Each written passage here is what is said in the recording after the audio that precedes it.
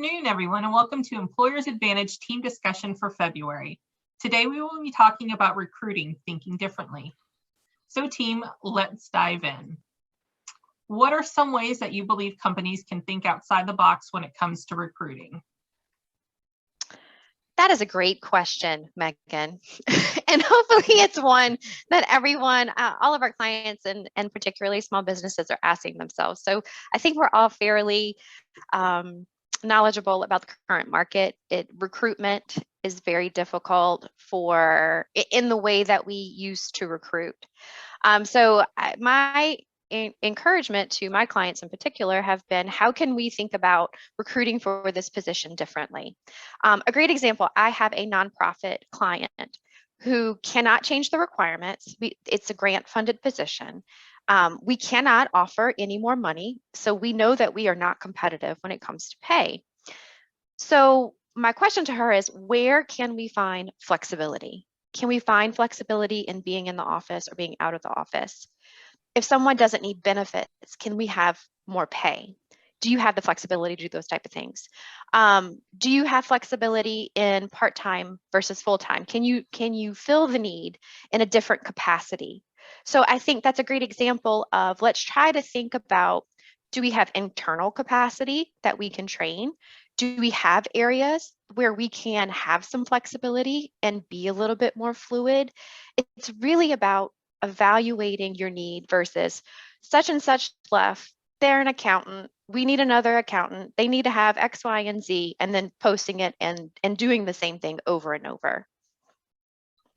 And just to piggyback on that, Sandra, you had mentioned a couple things like recruiting from within, or even taking that a step further, remote work or part-time work, where you are flexible in that regard.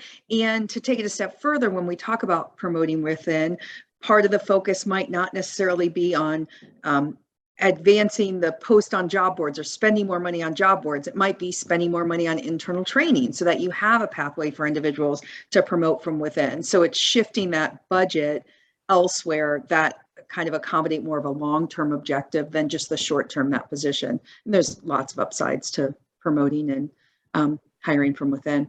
Absolutely. And I think too, talking just like Shannon said, you're shifting your budget, you're shifting that thought process of, I don't have this in-house, I need to go outside, versus looking at what you have externally. You might not have the skill set and it may take some hours and some time, but if you have a good employee to invest in, it's worth it because you have that already in-house. You don't have that startup cost, is what I like to call it, with a new employee. You already have all of that. So the time that you're investing is investing in your own company.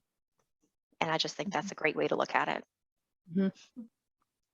But if you do find yourself in a position to where you have to go out to hire, I think one of the other things that companies should do is take a look at some of the intangibles that they may be offering and they don't think to advertise about those. So there's a lot of companies out there that do things that they don't necessarily capture in their job advertisements, and those are things that could mean a lot to the right candidate too.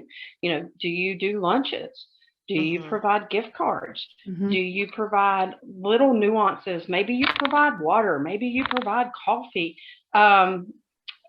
Maybe you have monthly food competitions where people get to bake and see who made the most. But anything that you have like that helps build the team and helps to promote teamwork. Those are things that you should be really capturing in your job posting.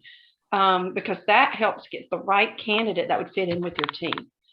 Yes. Because going back to what Shannon and Sandra said, you want to focus on getting the right fit.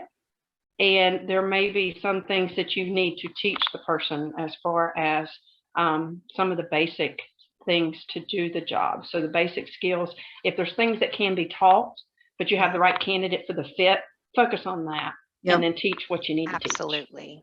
I think too, Penny, because you were talking about benefits a little bit and things that you should promote in the job description that aren't tangible, maybe one of those, and this serves both from a job posting perspective and an internal perspective, double up that referral bonus. triple up that referral bonus. It's cheaper than job boards, and then it's a referral. So you already, there's some guarantee that that person will be a cultural fit, or at least some hope that that person will be a cultural fit in that regard. So just look where you're spending your money. And it also gives them a champion too, right? So if they're referred by somebody, then you know that that person's going to follow up with them outside of your standard follow-up procedures, and they have somebody there to kind of help them transition. So Yes, win-win for sure. I was gonna say, I'm so glad you guys are talking about cultural fit versus skill or technical fit. And that's another area where I think when you approach recruitment in a difficult market, and I say it over and over, I feel like a broken record, where you can be flexible is where you need to be flexible. So sometimes, like you said, you might have a fit. It's going to fit in your culture. They're going to fit with that manager. They will be able to come in and make an impact, but you may have to spend a little bit of time on the technical skills. They have enough knowledge. They have enough capacity. They meet all the other check boxes. Spend the time and invest getting them to where you need them technically. And I think that will go a long way in the long term. I know with some of my clients, when we're looking at the job description, it's kind of like, okay, tell me what they must have before they come on board, and let's think through what they can learn. Yes. For example, I have one client that's in a very specific industry. So they're like, you know what, they can learn the industry. I don't need any industry experience. I need mechanical, or I need management. The rest can be taught. And that is so helpful when you're recruiting, to open up, what can be taught. Yes, that's a great process. That's Shannon, just a first step process. Like before you even post, just go through that and make sure, because things change since you last hired, always, even if it was yesterday. Well, and that's a very good point, because it kind of ties into making sure that you are advertising the correct job description. I've had numerous clients to post a very generic job description in hopes that they'll get a lot of traffic. And I have one particular client who posted a job with a very generic format. They threw kind of a wide salary range at it, didn't differentiate between what was base, what was bonus. And so they wound up over a weekend getting 600 applicants. It took 8 hours of their time sorting through all of these resumes to dwindle down from 600 applicants to 150 that actually had what this company needed. And so you can definitely write a job description to where you'll get a lot of traffic, but do you really want to spend that much time sorting through everything? Right. So the better that you can drill down what you need, the less time that you're going to spend reviewing resumes that don't even fit into what you're looking for. Excellent point. I'd rather spend the time at the beginning, take that time, than waste my time later looking through all those applications. Doesn't make any sense. Yeah. Yep. Meghan, you might be transitioning to another question, but I have a question for everyone on the call as well.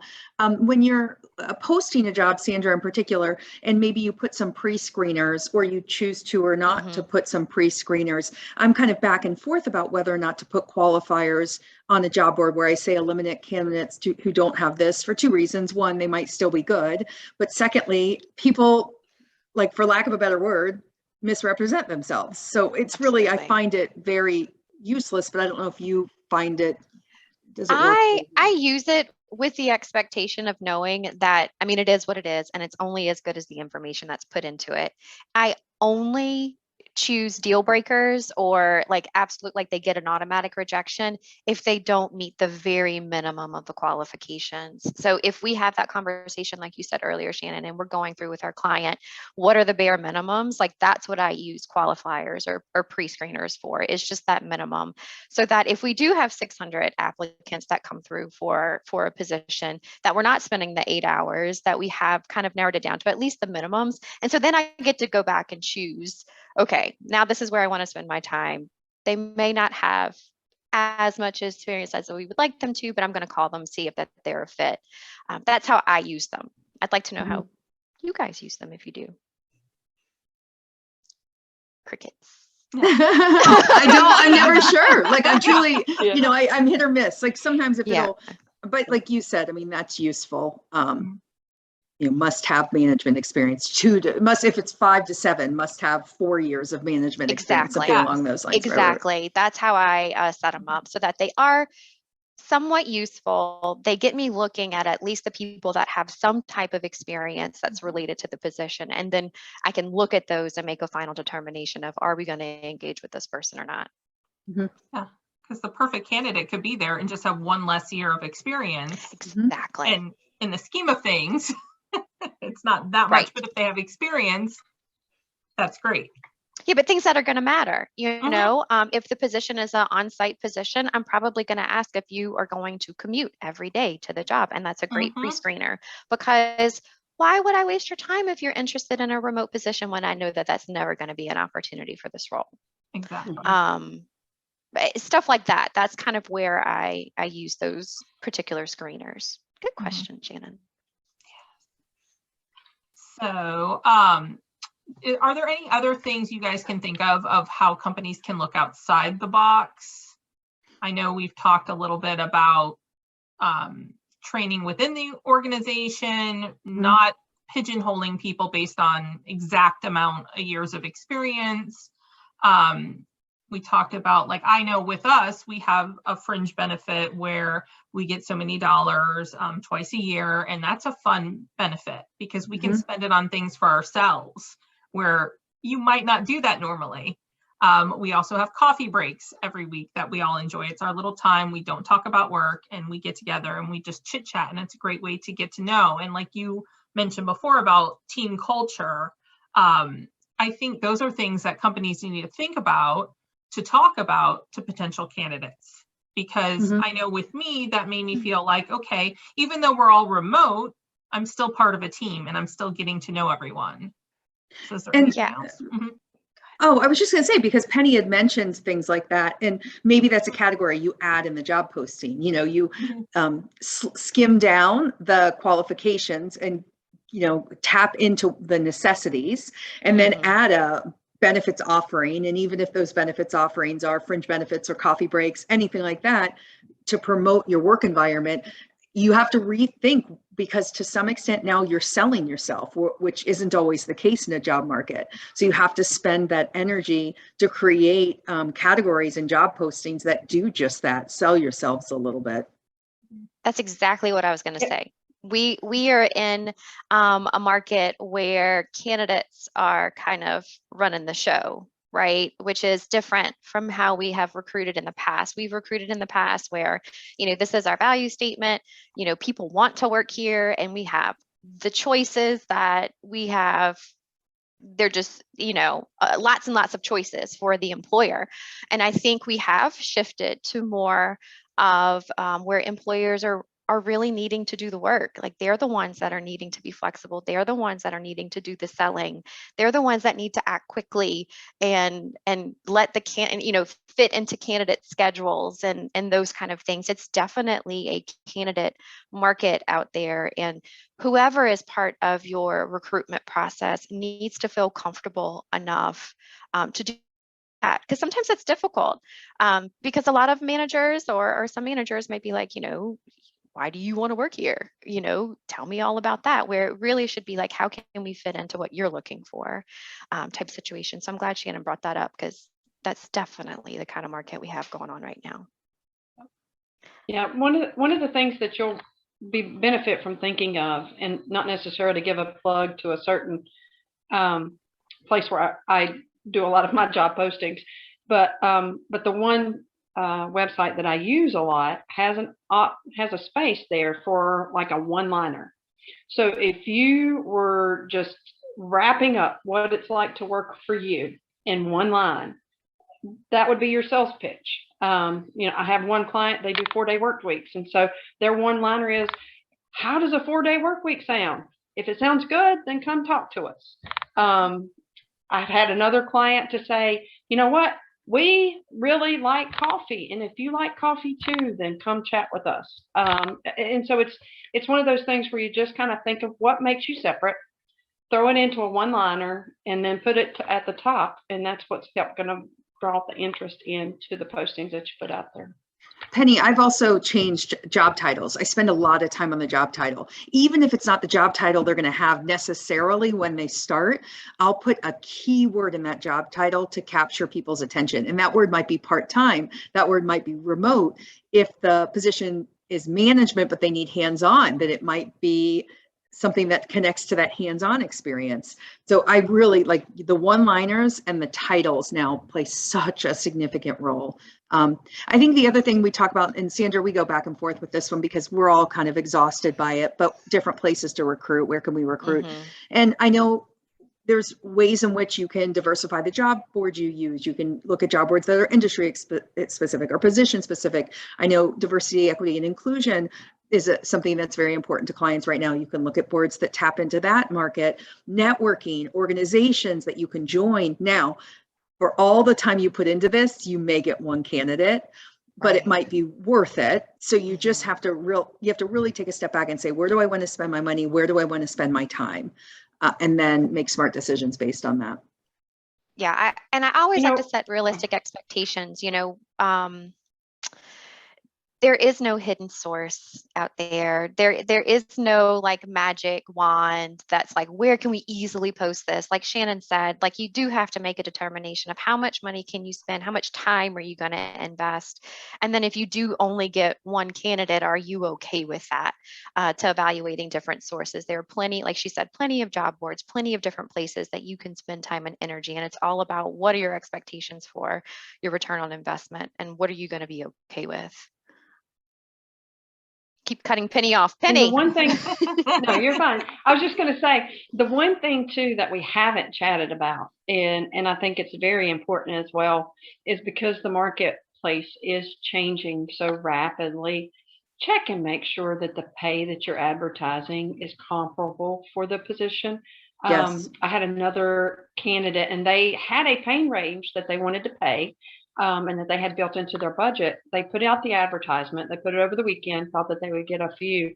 They literally got no hits. So whenever we searched that title and compared against some of their competitors that was advertising, we found out that they were advertising a rate that was significantly lower than their competitors. And so they had to reevaluate internally and decide if they were going to be able to bump that up or not. So that's an extra step that we used to not have to do. But now a lot of places are including the wage rates. So if you're going to include wage rates, make sure that they are comparable to what everyone else is advertising at. I have another question. Sorry, Megan. I'm gathering some knowledge from this call as well. I'm glad we're doing some knowledge sharing. Yeah. I'm just wondering, how does everyone feel? Because it depends on the position for me. So I have my opinion varies, but how do you feel about needing to submit a certain amount of candidates to a hiring manager? So if you have one that you are like, this person's it, and the hiring manager says, I want to see 3, do you think that's fair? Or would you say, you know what, this really is the person? Like, how do you navigate that? What's your opinion on that? Sandra, Penny, Megan? Sandra? So I will take the stance of Shannon and say it depends on my client or who I'm working with. If we have a close relationship and we've worked together before, typically there'll be some trust built there. If I've been able to fill a position for them before, they'll trust that if I send them one candidate, then they should probably look into that. On the whole, I do think that even as just like a person, I think we all do better if we have some type of choice. Then we feel like we're not pigeonholed into a particular candidate. So even if I feel like I have one and this is the one, and I know that they are going to hire them, I probably would send at least 3. Rule of 3. I don't know why. It's nice and round and curvy and it sounds good. They can X somebody out. You still have one left over for comparison purposes. So somewhere in that 3 to 5 range is probably what I like to do. But in these markets today as well, I don't know that we have that many to share. It just really depends. I agree on 3. That's what I always feel like. You have several to choose from, to interview, to talk to. It's good to have some options. Yeah. Even if you know that person's perfect. Yeah. If they want more, okay, here you go. And we're so good at our jobs. Yeah. That sucks. Yeah, Yes, exactly. right? Why are you questioning it? You know, I'll have that call where I'm like, I'm telling you, this is the one. You have to Right. meet him. Why are you questioning Yes. this? Yes. Yes. Okay. Well, one thing I know, Shannon, you had a question about like setting up benefit offerings for small companies. One thing I wanted to share though is that with small companies, even if you think you're too small, please reach out to like an insurance broker or somebody like that. Do some research and see what's out there, because benefits are more affordable than you might think they are. I know like retirement offerings, there's simple IRAs that you can set up and it costs maybe $20, $25 per person per year. It's not like a huge expense where you might think it's way out of the range of what we could pay. So definitely touch base I with was going some to say, people. and that goes back to kind of just just doing the quick reevaluation on Mhm. organization and offerings.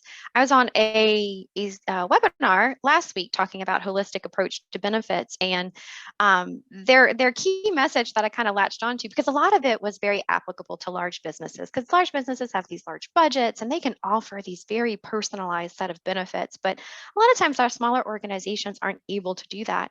And one of the callers, she worked for Moderna, which is a huge company in charge of their benefits, and they have all this kind of stuff, said, if you can't do the big things, then start with a small thing. And the small thing can be a financial advisor that you provide services. It can be an EAP where you can get connected to services. Like Penny said earlier, if y'all, if you're into coffees and you have a fancy coffee bar at work and you get all the coffee you would ever want to drink in a day, those are benefits. So it's really, like we said earlier, what can we offer? Let's revisit, what is, your traditional benefits? Can we do those? Right. Mhm. And then if not those, what are some non-traditional benefits that people might not think of, but that are really helpful for individuals?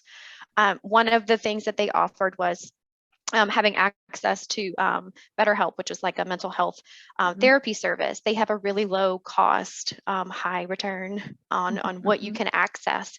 So there are so many different tools out there right now to look at to kind of beef up your offerings in different ways. Yeah, I've seen companies give memberships to, like, I hate plugging different organizations, but giving memberships to sites you can use to identify childcare resources, Right. especially during the height of the pandemic when people were stuck at home, or tutoring services, websites that required like a $50 annual membership. And even if they don't use it, the perception is so positive. I think the other thing, Sandra, and I always suggest this because there's two upsides to it. Ask people what they want, have them prioritize. Like, we're going to look into all these things, rank the order of importance. Because if I'm going to put a lot of time into investigating benefits offerings or health insurance offerings, but no one needs them at this 5-person company, let's shift my energy. Would you rather me triple up the referral program, or memberships or continuing education allotments? So ask, because not only does that help streamline where you're spending your energy doing research, but it also makes the employees feel involved in the decision making, that you have taken their feedback and, if possible, taking it into consideration. Disclaimer, disclaimer, disclaimer. Yeah. And that was another thing that was talked about on the webinar, is even if you have current benefits that you think are great, we offer medical, we offer dental, we offer vision, make sure that you're doing those utilization reports to see if anybody's actually using it, because you're spending the money on it, but is anybody actually using the service? So you might be able to switch dollars around there as well. It's all about being as competitive as you can be with what you have with your resources, that makes you that attractive employer for recruitment purposes. Yes. Full circle. Full circle. Good job. And on that note, we'll wrap it up.